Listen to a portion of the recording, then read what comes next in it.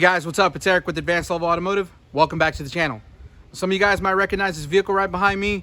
It's a 2007 Honda Civic Hybrid. Now, a couple weeks ago, I made a video about this. If you haven't watched that video, make sure you go back and watch that before you continue with this one. I'll be sure to leave a link in the description. Now, if you have watched that video, you might be wondering why the vehicle is back. And to tell you the truth, it actually never left.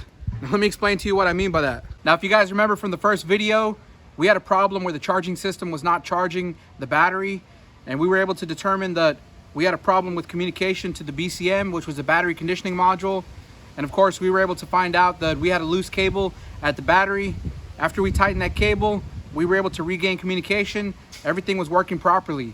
Now, as far as that fix and that diagnosis, I'm 100% sure that we were able to fix that concern. I even drove the vehicle around for at least 45 minutes or so just to make sure that we didn't have a problem.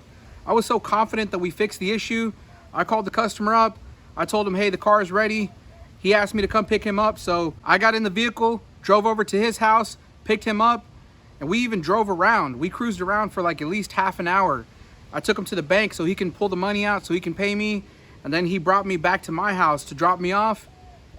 And I kid you not, as soon as he went to back out of the driveway, he put the vehicle in reverse. And then all of a sudden, the car started running like crap. And when he tried to accelerate, the car just died. I'm telling you guys, I cannot make this stuff up. Anyway, so I get inside the vehicle to check it out. I was able to start it back up. But what I noticed was that the shift light indicator was not showing on the instrument cluster. And when I tried to put it into gear, the shift lock would not release. So I would put my foot on the brake pedal, try to shift it in reverse or drive. It would not release the shifter. Now, I was able to take a screwdriver and push down the little manual shift lock release so that I could put it into drive. But whenever I would put it into drive and try to accelerate, the engine would just stall. And the other thing that I noticed was that all of the lights on the instrument cluster were lit. The IMA, the battery light, the check engine light, brake light, everything was on. And so I thought to myself, are we dealing with the same issue that we were dealing with before? Or is this a separate complaint altogether? Because it's possible that the vehicle was having two different issues and we were able to resolve one of the issues, but we still have another issue remaining. Now, I explained that to the customer. Luckily, he understands. He was a little bit frustrated, but he knows how complicated these vehicles can be. So anyways, guys, now that you're all caught up, let's go ahead and get started and see if we can figure out what's going on.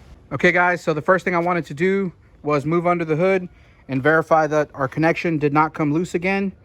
If you guys recall from the first video, this is how we fixed the original problem that we had. This cable here was loose, and that's why we were losing communication. As you can see, the cable is nice and tight, so we don't have a problem there. Let's go ahead and move inside the vehicle and see if we can start this thing up. Okay, guys, so moving inside the vehicle, the first thing that I noticed was that when I came back out to try to start the vehicle up, everything went back to working normal. So if you look here, I'm going to start the vehicle up. And as you can see, it starts right up. Now, if you pay attention, you'll see that we have our check engine light on. There's a little wrench here. I don't remember that being there before, but anyways, if you look over here at the shift light indicator, you'll see that we have a dot here next to the letter P. So that's an indication that everything is working right now. So if I push on the brake, I'm gonna go ahead and shift it into reverse. You can see the shift lock works. And I can actually go into reverse without the vehicle stalling. And I can move into drive. You see we have our shift light indicator on. I'm gonna go forward. The vehicle is not stalling. I put it back into park. Then I try to shift it. Everything is working just fine. So looks to me like we have an intermittent problem. Of course, I always seem to run into things like this where the problems just come and go. So at the moment, everything is working. I think what I need to do next is probably take the vehicle for a test drive, see if I can get it to act up again, and we'll go from there. Okay, guys, so before we go on a test drive, it's actually probably a good idea to go ahead and do a code scan. Let's go ahead and go into diagnosis, do an auto scan. We are going to scan all of the modules on the vehicle. And we're going to pay attention and see if any of these are not communicating. So as you can see, we have the engine computer. We have 3 faults. Automatic transmission computer, no faults. SRS, pass, no fault. ABS, pass, no fault.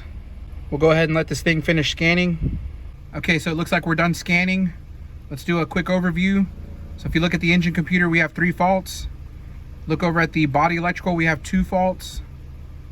And if you look at the electric powertrain IMA, we have 2 faults.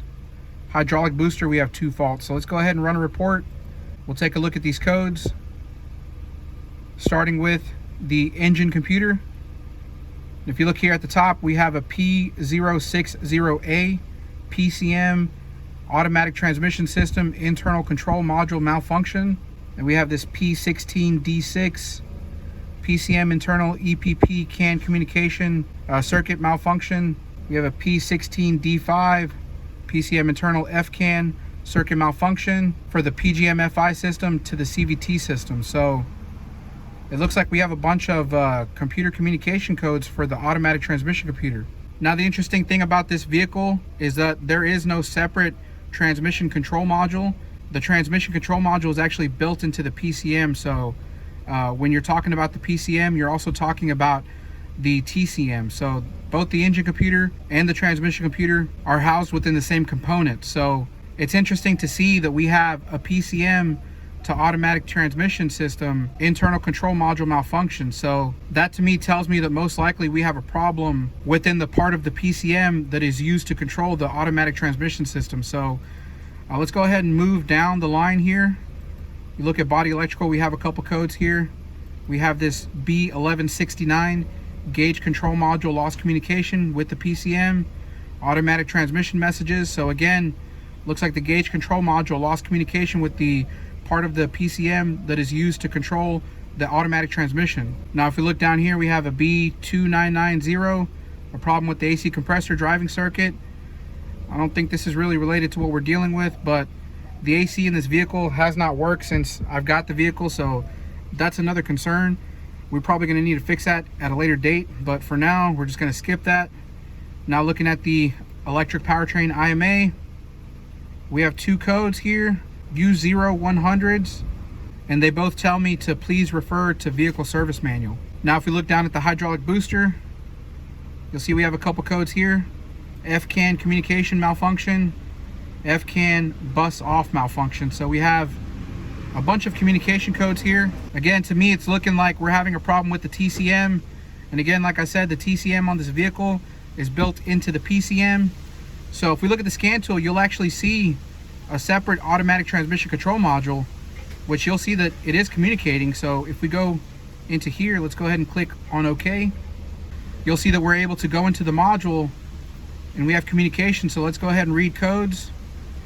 And again, we already know that there's no fault codes detected within the automatic transmission control module. Now the funny thing about this is that if we had a problem with maybe a sensor pulling down a 5-volt reference to the part of the PCM that's used for the transmission control module, we would probably set a code. I would expect to see something like a pressure sensor code or some type of 5-volt reference code for the TCM, but in this case we're not showing any codes at all. So this to me is kind of a red flag that whenever this TCM is going offline, more than likely it's happening because it's losing a main power or a main ground. Because whenever that happens, the computer completely shuts off and it's not going to store any codes. So hopefully my thought process is making sense. Again, like I said, at the moment everything is working fine. The vehicle is running, and if you look up here, you'll see the charging system voltage 13.9 volts. So the charging system is charging, and of course the vehicle is running fine right now. We're going to need to go ahead and test drive the vehicle, see if we can get this thing to act up. And then I think the first thing I want to do is use a scan tool and find out what's not communicating whenever the vehicle starts to act up. So let's go ahead and get on the road. All right guys, so we're doing our test drive. Everything seems to be working fine. I've only been on the road for about 5 minutes or so. Now, I'm trying to make sure that I stay close to the house, because whenever this thing acts up, I don't want to be stuck somewhere on the freeway or something like that. So I'm going to try to stay close by within the neighborhood. Hopefully I can get this thing to act up.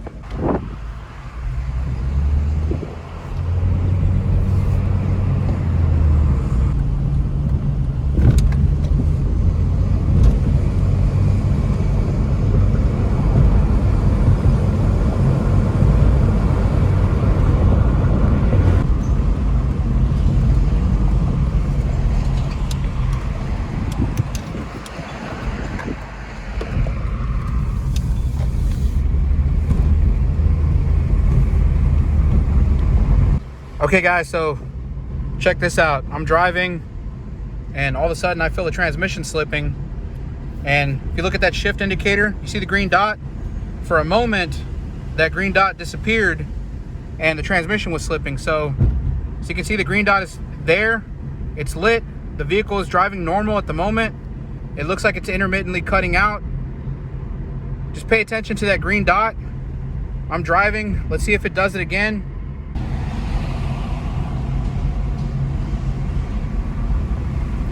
There we go. Pay attention. I'm going about 24 miles an hour. Oh, there goes that green dot. It came back. But for a moment, when that green dot disappeared, when I try to accelerate, it seems like the transmission was going into neutral. And again, as you can see, that green dot is back. There it goes. It just went away. Look at that. It's coming and going. Just pay attention to that dot. I'm going to try to make it back to the house because I really don't want this thing to stall on me. We're going to pay attention to that dot.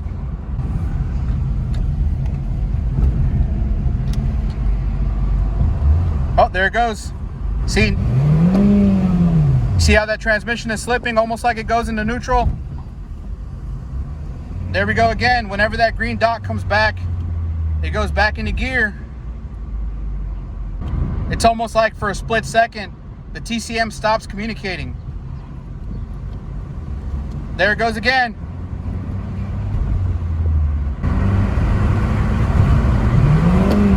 Whoa, there it goes again. Okay, now it's doing it more often. Hopefully I can make it back to the house.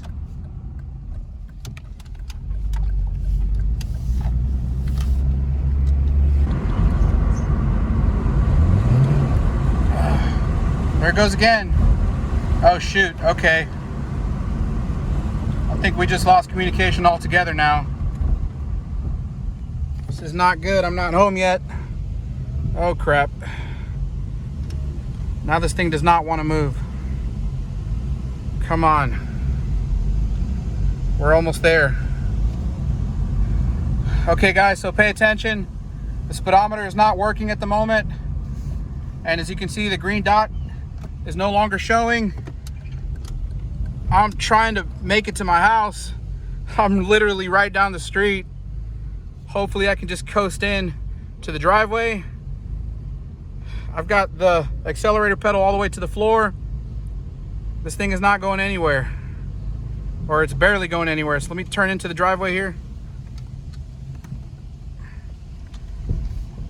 Okay. All right, so we managed to coast in.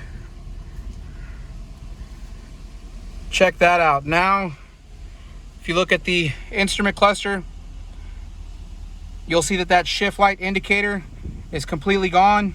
You'll see we have this brake system light, this little wrench that was there. We have the check engine light, we have the IMA light, and it looks like we've lost communication altogether. So at this point, I think this is where it's not going to want to shift back into gear. So again, I'm going to put my foot on the brake pedal. We're in park. I'm going to try to shift it into reverse. And look at that. The shift lock does not work. It won't let me shift out of park.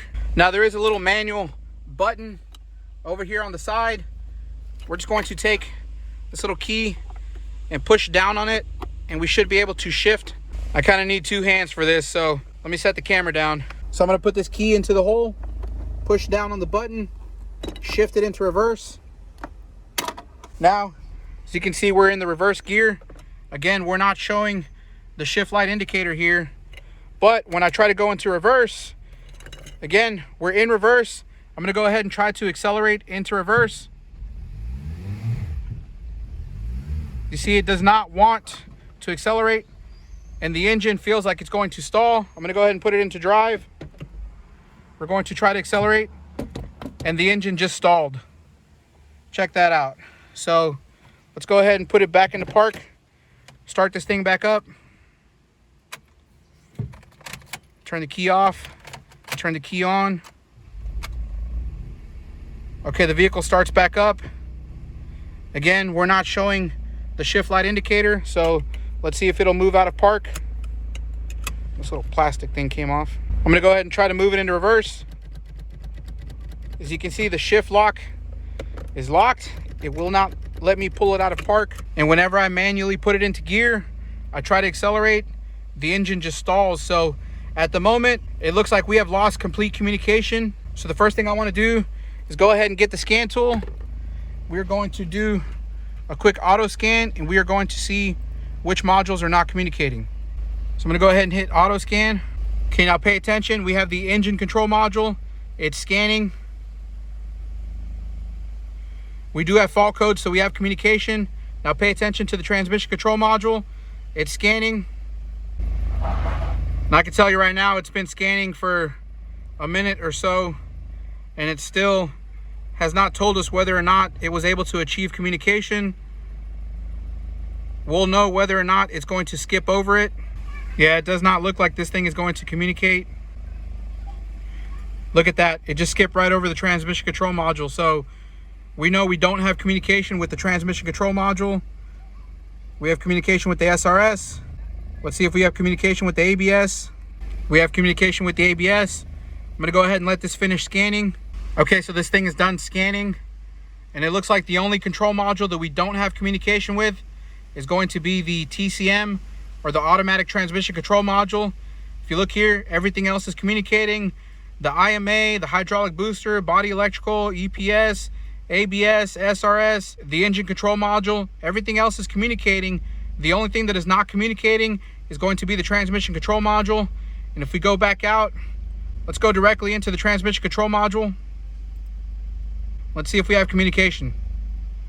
Okay, so as you guys can see, tester not communicating with control unit. So it definitely looks like we have a problem where we are intermittently losing communication to the TCM. And again, guys, like I said, the TCM is not a standalone unit on this vehicle. The TCM is built into the PCM. So of course, the next thing we're gonna wanna do is go ahead and pull up a wiring diagram.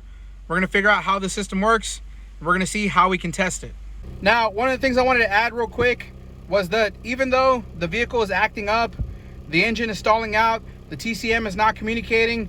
If you look up at the charging system voltage, you'll see that we're charging somewhere between 13.95 volts and 14 volts. So what that tells me is that the charging system is working. This is a completely separate problem from the problem we were dealing with before. I just wanted to throw that in there. This is a completely separate problem. Okay guys, so we're over here at the computer. Now, before we get into it, I want to kind of explain to you guys my thought process here and what it is I'm thinking. So we know we don't have communication with the automatic transmission control module. Now, we've already determined that that automatic transmission control module is built into the engine control module. So the PCM and the TCM are not two different units. They're both the same thing. Now, we could say that even though they're housed within the same computer, you could say that there's two different logic boards inside of that computer. So within the PCM, we have the logic board for the engine control management, and then we have the logic board for the transmission control management. Now, because the communication problem is happening with the transmission control unit, we're gonna focus more on that part of the computer. So of course, anytime we have a no communication problem, there's a few things we're worried about. Number one, we're worried about powers and grounds. We wanna make sure that we have all our main powers and grounds to the control unit that's not communicating. So of course, that's gonna be one of the things we're worried about. Now, the second thing we might be worried about is a problem with maybe a sensor or something that's attached to the computer that could be shorting out. So think about maybe a possibility of having a shorted pressure sensor. So there's a pressure sensor inside of the transmission, and it uses a 5-volt reference, and that 5-volt reference is supplied by the transmission control module. Now, whenever this sensor shorts out, it's possible that it could be taking down that 5-volt reference and causing a communication problem with the computer. Now, I'm not saying that's what's happening. I'm just giving you guys a possible scenario. But what I will tell you is that normally, whenever we have this type of problem, we usually have some trouble code that's associated with it. Now, this isn't always the case, but most of the time, if we do have a sensor that's failing, we'll likely see a trouble code that either refers to a problem with the sensor or a problem with the 5-volt reference signal that is supplied to the sensor. Now, in our case, as you guys saw, we didn't have any code stored in the TCM. it was almost as if whenever the TCM stops communicating, it doesn't see anything going wrong because it completely goes to sleep. And whenever that happens, it doesn't store any codes. So again, that's one of the scenarios that we might be concerned with, is having some type of sensor shorting out, causing it to bring the computer communication down. Now, the third thing that we could be worried about is a problem in the CAN bus communication system. Of course, the CAN bus communication system is used for module to module communication. It's a way for all of the modules on the vehicle to talk to each other, send signals back and forth, and also a way for us to communicate with it. Now, as far as us having a problem with the CAN communication system, I feel that it's very highly unlikely, and I want to explain to you guys why. So first of all, if you look up here on the screen, you'll notice that I have this layout for the CAN bus communication system on this vehicle. And what I want you guys to understand is that there's two main CAN communication network systems. The first one is going to be designated as FCAN, and the second one is going to be designated as BCAN. Now, FCAN stands for Fast Controller Area Network, and BCAN stands for Body Controller Area Network. So when we talk about the FCAN versus the BCAN, what we're talking about is the FCAN system being a high-speed communication system that uses your traditional two-wire setup. So we're going to have a CAN high and a CAN low line. The FCAN system is designated for control modules on the vehicle that are used to control the powertrain, the transmission, the ABS, and several other really important functions on the vehicle. Now, when we look over at the BCAN, of course, is a single wire setup. It doesn't use the traditional two wire for the high speed. It's going to be a single communication line that is shared between these modules. And the BCAN system is designated for modules that are considered to be accessories, which in this case it's showing the climate control unit, the immobilizer keyless control, and something here called the MICU. So again, the BCAN is designated for accessories or body modules, and the FCAN or the fast CAN is designated for powertrain control and any other module that requires a high-speed communication. Now, if you look here in the middle, in between the BCAN and the FCAN, you're going to find the gauge control module. This is going to be the instrument cluster. Now, this instrument cluster is really important because this instrument cluster works like a bridge. It allows communication between the FCAN system and the BCAN system. So if you look at the top over here, you'll see that inside of the gauge control module, we have an FCAN transceiver, and over here, inside of the gauge control module, we have a BCAN transceiver. So what these transceivers are going to do is they're going to take the information coming from the BCAN system and the information coming in from the FCAN system, and it's going to allow those two systems to share information together. Now, the other important thing that you might notice is going to be the terminating resistor that's located inside of the instrument cluster here. This terminating resistor is used for the FCAN system, and if you guys know anything about CAN bus network systems, you'll know that we should have two terminating resistors, and according to this diagram, one of them is located inside of the instrument cluster. Let me show you guys a little more detailed layout of how the system is set up. Okay, so now we're looking at this complete layout of the CAN bus communication system. Again, if you look over on this side, you'll see we have the FCAN, which is the high-speed CAN communication line. And then over here, we have the BCAN, which is the slower communication line. And again, if you look here in the middle, we have our gauge control module, which is our instrument cluster. And again, we know that our instrument cluster is used in order for these two systems to be able to communicate with each other. Now, if we look over at the FCAN system, you'll see that we have all of these modules over here. We have the SRS unit, we have the PCM, we have the EPS, we have the ABS, BCM, servo unit, and motor control module. Now, what I want you guys to notice is that we are not showing a transmission control module. Now, this is really important because what that tells us is that the PCM here has two data lines going to it. And those two same data lines are used for both the engine control and the transmission control unit. There are no separate communication lines for the transmission control unit. Now think about that. We have a code inside of the PCM for a communication problem between the PCM and the automatic transmission control unit. How is that even possible when there are no communication lines going from the PCM to the automatic control module? Again, think about it, guys. This communication is happening internally inside of this PCM. So what that tells me is that I really shouldn't be worried about a problem anywhere in the CAN communication system, because we know the only module that we're not communicating with is going to be the transmission control module. So hopefully that makes sense to you guys. Hopefully you're following along. Let me go ahead and pull up the wiring diagram. Okay, so here we have the wiring diagram for the automatic transmission control unit. And if I zoom in here, you'll see on the left-hand side, this long triangular box that is going to be our control module. And if we scroll down, you'll see that it's designated as the powertrain control module because, of course, this is a transmission control module that's integrated into the PCM. So if we're going to be checking powers and grounds, let's go ahead and start at the top here. We're going to try to find anything that's designated as an ignition power source, a battery power source, or a ground. So if you look up here at the top, pins 43 and pin 8, you'll see IGP and IGP. Those are both ignition power sources. So I'm going to click on both of these, highlight them, and we're going to scroll up. And if you look over here, you'll see that those two powers come from this PGM FI main relay number 1.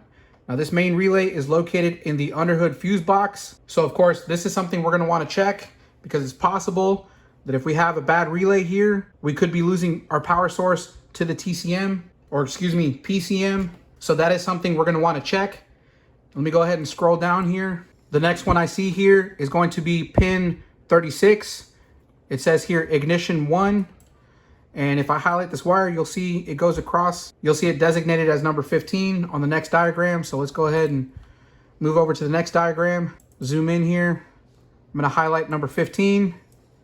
You'll see it goes down into this junction connector here. And inside of this junction connector, it comes back out on this wire, which I highlighted. And if we follow it up, it actually goes back to the first diagram, number 9. So let's go ahead and highlight number 9 on the first page, which is right here. And if we follow up number 9, you'll see that it comes from this fuse number 2, which is a 15 amp fuse. And that fuse is located in the under dash fuse relay box. So of course, that's something we're gonna wanna check. Now let's go ahead and move back to the PCM. Again, we're gonna highlight that ignition 1. And if you look right over here, we have this LG1 and LG2.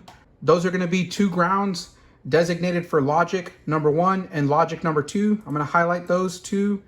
And if we follow them down, you'll see that they attach to this ground G102, which is located on the left side of the engine. So we're going to want to check this ground here. Let's follow this back up. Looking at the PCM, the next one we're going to want to look at is going to be this PG1, and if you look here, you'll see the CVT PG1 and CVT PG2. These are all going to be grounds. So if you look here, those grounds attach to ground G101, which is also located on the top left of the engine. I can show you guys a picture of that. Okay, so if you look at this image that they provide us, you can see the top of the engine. We have both of our grounds, G101 and G102. And if you look up here, you'll see that this is where the ignition coils are located, and our grounds are located right here, these two screws. So we're gonna wanna check those grounds, make sure that they're nice and tight. So now that we know what pins we need to check, I'm gonna go ahead and pull up a layout for the connector at the computer. We have a pinout for the connectors. If you look, there are 3 different connectors on the PCM, connector A, connector B, and connector C. And if you look down here at the description, it'll tell us what the pins are for. Then it also gives us a value for the signal or what we should be seeing. So if you look down here, you'll see B1, it says PG2 ground. It says ground circuit for PCM, and it tells us that that signal should be less than 1 volt at all times. Then if we click on the next one, we'll see this terminal B6. It says here CVT PG2, which is CVT power ground. It shows here in the description, it is the ground circuit for the PCM CVT control circuit. Because like I said, guys, you have to think about it this way. There are 2 different logic boards inside of this computer. One logic board is going to be for the engine control management, and the other one's going to be for the transmission control unit, which in this case, it's a CVT transmission. Now, the important thing here to understand is that both of these logic boards have their own main powers and main grounds. Now, if we move to the next page, it gives us some more values here. Again, if we read through these, you'll find that this here, pin 36 on the B connector, it says PG1, it's a ground. It says here in the description, ground circuit for the PCM circuit. And then if you look at pin number B40, it says here CVT PG1. That's going to be a ground circuit for the CVT control unit. Again, like I said, one computer housing with 2 different logic boards. And if we go to the last page here, you'll see pin 40 on the C connector. Says here LG1 logic ground. Says ground circuit for PCM circuit. And if you look down here at C44, it says here LG2 logic ground circuit for PCM circuit. So again, there's going to be different powers and grounds for the different logic boards inside of the computer, but we are going to focus on the ones that are showing up for the transmission control unit, which of course is the ones that we located on this diagram. So let's go ahead and move over to the vehicle and do our checks. Okay guys, so let me take you under the hood. Let me show you where the PCM is located. Right over here next to the battery. There is a plastic cover that goes over it. I already went ahead and removed it. And there's also 3 bolts that hold it on. I went ahead and I removed those bolts. Now the one thing I did notice about this PCM and the location, it's not that the location is difficult. It's actually really easy to get to, but the connectors that are on the side here on this harness are actually really tight. So what I mean by that is, like, I really can't pull the computer out to get to the connectors so that I could do a pin out on this thing. It's actually going to be a lot more difficult to do than it looks. So I mean, I'm still going to do that, but what I wanted to show you guys, if you look over here, this is the fuse box, and I've already located the main relay. It's this one right here. So we're probably going to go ahead and check this one, and also the 2 grounds that are located on top of the engine underneath this cover here. So if we look underneath the coils right there, so hopefully you guys can see those 2 grounds. There's one right here, and as you can see, if I try to move these grounds, they're nice and tight. And if you look at the other ground here, let me try to get my hand in there. If I try to move this ground, you'll see that it's nice and tight. So these grounds look like they're good. I don't see any corrosion or any obvious signs. So let's go ahead and move back to the relay. And what I want to do is I want to hook up a jumper to this relay. Okay guys, so I went ahead and I pulled the relay out.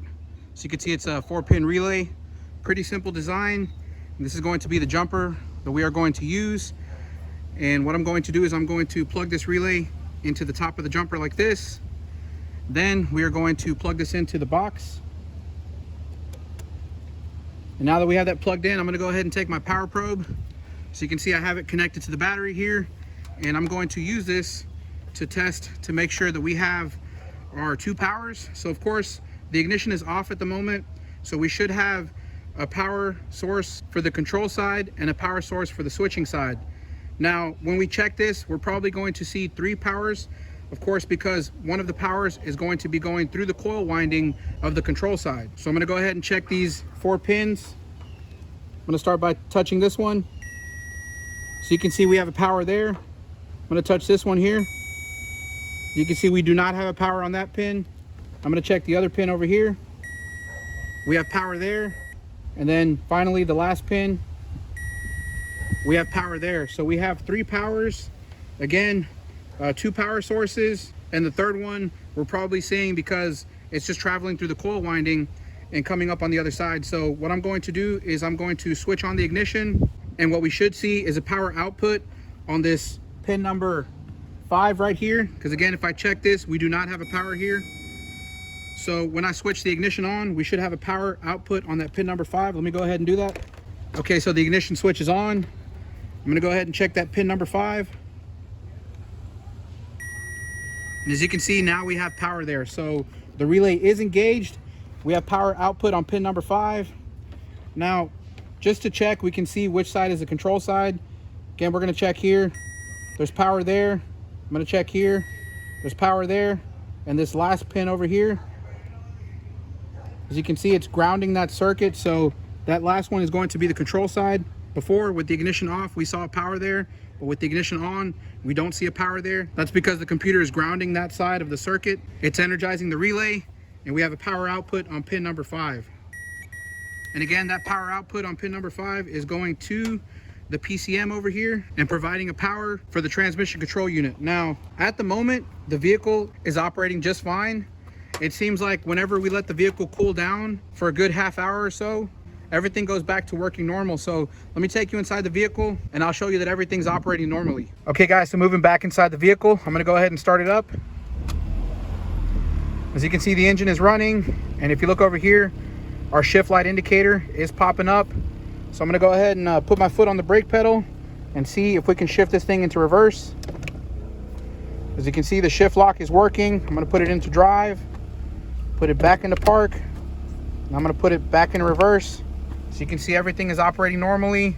Our little green dot is there. So at the moment, everything is working normal. So the next thing I wanna do is I wanna go out for a test drive, try to get the vehicle to act up again, and then we're going to come back to this relay. We're going to make sure that we still have a power output on pin number 5. So let's go ahead and do that.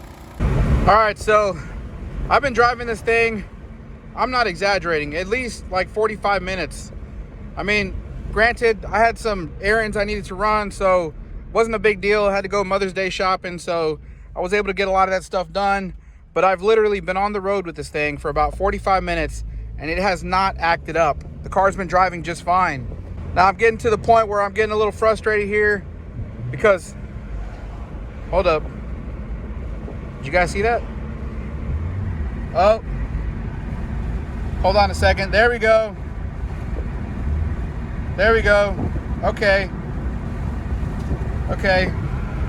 Well, this is not a good place for this to happen, but it's finally happening. So I guess I'll take it whichever way I can get it. There we go. Let me find somewhere to pull over here.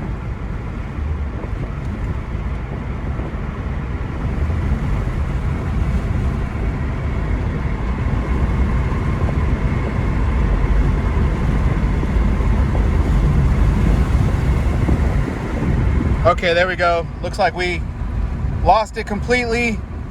I'm kind of just coasting right now, but if you look at the speedometer, it's not reading.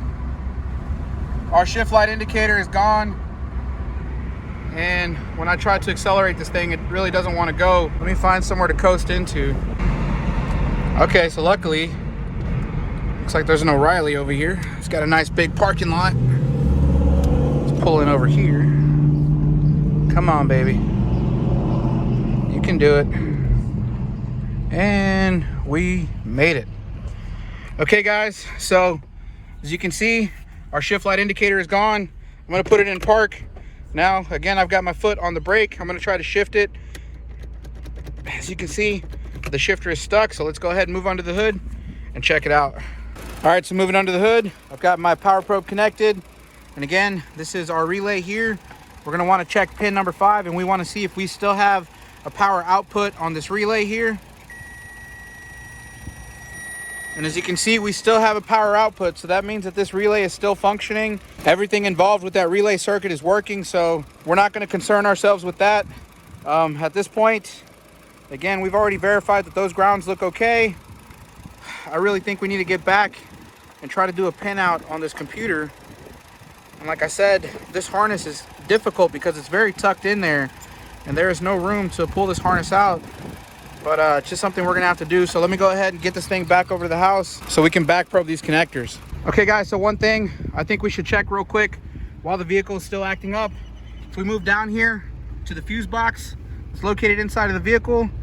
We need to check fuse number 2. So if you guys recall, this 15 amp fuse right here is going to be one of the power feeds for the transmission control module. Let me go ahead and touch both sides of this fuse. As you can see, we have power on that side. Let's check the other side. And we have power on that side, so that is a good fuse. We just needed to check that. Okay, guys, so I'm actually still outside of this O'Reilly's over here.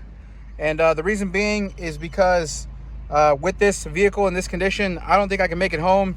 I'm a little bit far away from the house. So if you look over here again, our shift light indicator is not working. I can't shift it into gear, and whenever I try to shift it into gear, the engine just wants to stall. And let me show you guys, if I shut it off, turn it back on, it's the same thing. I still cannot shift into gear, and we're still having the problem. So the thing about this that I noticed is that if I leave it turned off for like maybe half an hour or so, when I come back, the vehicle goes back to working normal. But if I try to start it up, you know, within that time frame, it still is acting up. So I guess my question here is, or one of the things that I'm thinking is, what would happen if I disconnected the battery and tried to restart it? Because like I said, right now we have a hard fault. If I shut it off, turn it on, this thing is not going to work. Shifter is stuck. But what would happen if I went under the hood, disconnected the battery, waited for 30 seconds, reconnected the battery, and tried to start up the vehicle? So I'm gonna go ahead and move under the hood and try to answer that question. So I've got a wrench here. I'm gonna go ahead and loosen the negative battery terminal. We are going to see what happens if we disconnect this thing.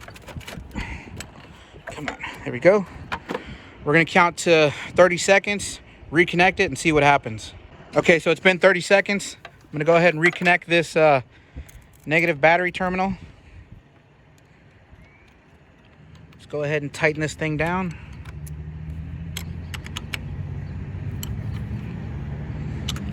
Now, let's go ahead and start this thing up. Grab the key.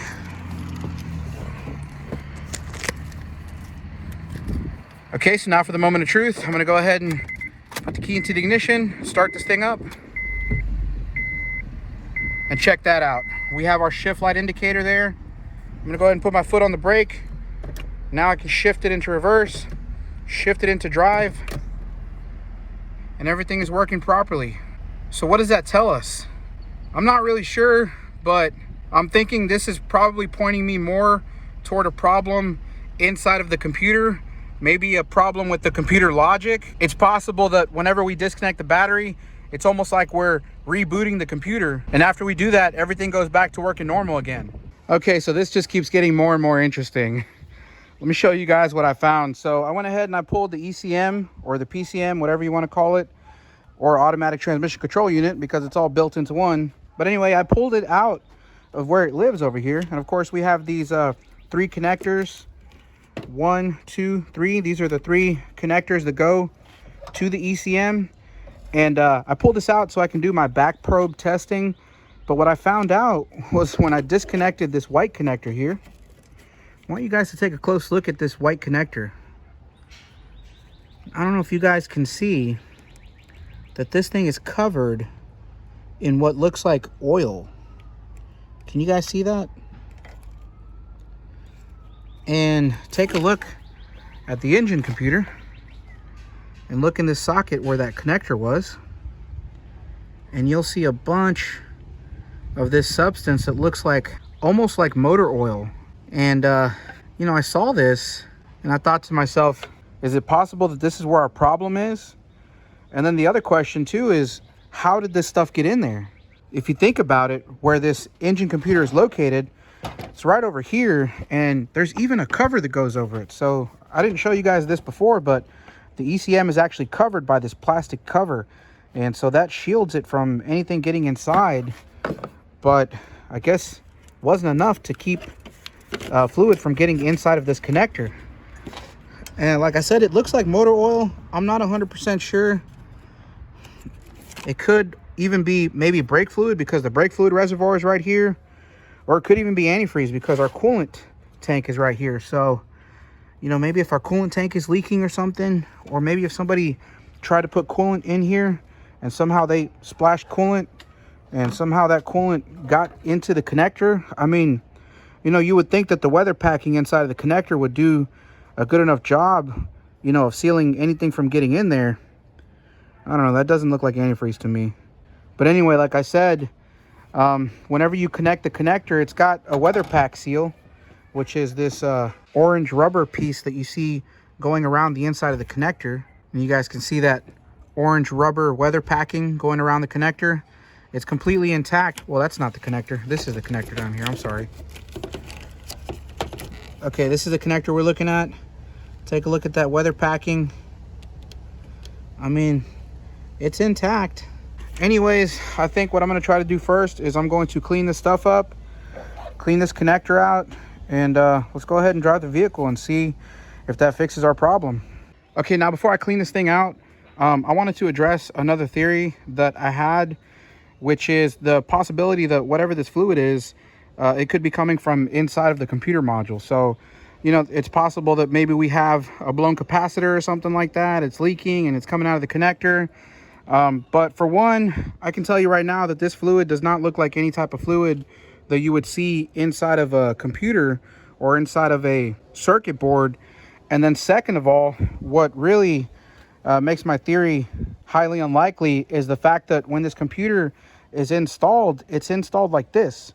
So the connector that has the fluid in it is the connector that's highest up to the top.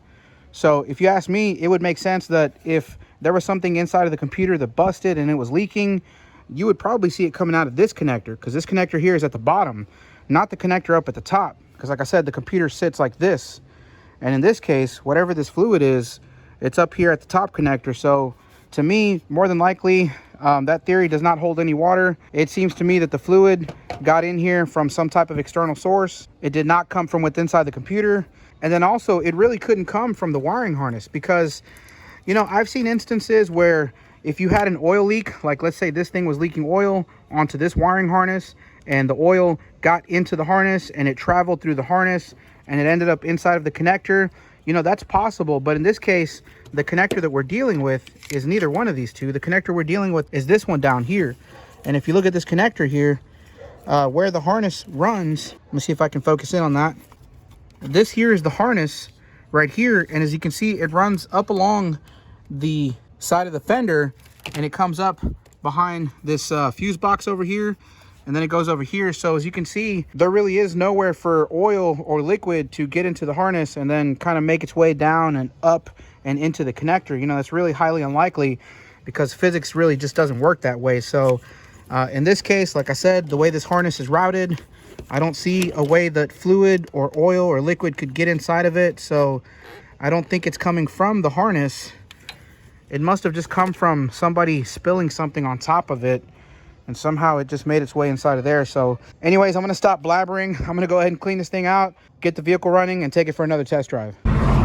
Okay, so I've been driving this thing now for about 25 minutes, and it just now started acting up on me. So it looks like that did not fix the problem. We're still dealing with an issue. As you can see, our green dot just went away, came back, but yeah, this thing is still acting up. So let's get this thing back to the house and try to figure out what our next step is. All right, guys, so I just got stuck at this really busy intersection over here. And I mean, like right in the middle of the intersection, I had to get out and push the car into this parking lot of this corner store over here. All the while, everybody's honking at me. Like, it was really embarrassing and like frustrating at the same time, because I feel like I kind of irritated a bunch of people by getting stuck in the middle of the intersection. You know, I don't get it. Like, why do people make you feel bad for driving a piece of junk? You know, like, it's not my fault that I'm driving a piece of junk. I'm already in this really crappy position. You see me pushing the car. I mean, why honk your horn at me? Like, that was just a little bit unnecessary if you ask me. Anyway, like I said, guys, I'm here in this parking lot. And if you look at our instrument cluster, you can see that, again, our green dot is gone. We're not communicating at all. I even have the scan tool over here. You can see it says tester not communicating. So we know we don't have communication with the transmission control unit. There is one quick thing that I wanted to check. While this thing is not communicating, I'm going to try to disconnect the main connector at the transmission. And the reason being is because, again, like I said, I wanted to rule out any possibility of some type of sensor or switch inside the transmission, maybe taking down the 5-volt reference. So there is a main bulk connector at the transmission. I want to disconnect it, and I want to see if I can regain communication with the automatic transmission control module after doing so. So again, like I said, we're not communicating. I can shut this thing off, take the key out, put the key back in, start this thing up. Doesn't matter what I do, I can't get it out of gear, or I can't get it out of park. And again, our green dot is no longer there, so we're not communicating at all. I'm gonna go ahead and shut this off. Let me take you under the hood.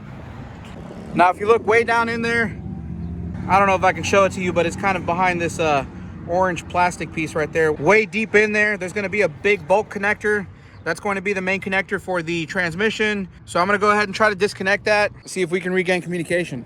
Okay, guys, let me apologize for skipping ahead here. My camera battery was dying, so I wasn't able to film it. But even after disconnecting the connector at the transmission, we still did not have any communication to the TCM. So I managed to get the vehicle back home. I went ahead and I checked the powers and grounds for the computer. Everything looks good.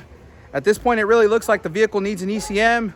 So I found a used one online. I went ahead and I placed an order for it, but it's not gonna get here till the end of the week. So at this point, I think I'm gonna go ahead and end off the video. I'll be sure to post a part 2 to this video whenever the ECM comes in. I'll even show you guys how we program it, and then we'll take the vehicle for another test drive, verify that it's fixed, so we can return this thing to the customer. So anyways, like I always say, guys, I hope you found the video informational. I hope you found it useful. If you did, make sure to give it a thumbs up. If you haven't done so already, please make sure you subscribe to the channel, hit that notification bell, and I'll see you guys in the next one. Thanks.